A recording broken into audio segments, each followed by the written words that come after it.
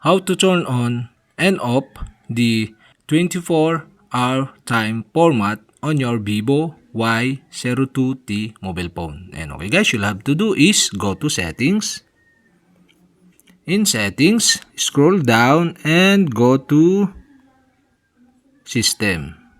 You can tap this and you can see here the date and time. Okay, you can tap the date and time, and below, okay, you can see the use 24-hour format. And on the right side of this, you can see the switch button. And to use the 24-hour time format, okay, you'll have to do is switch on the switch button on the right side.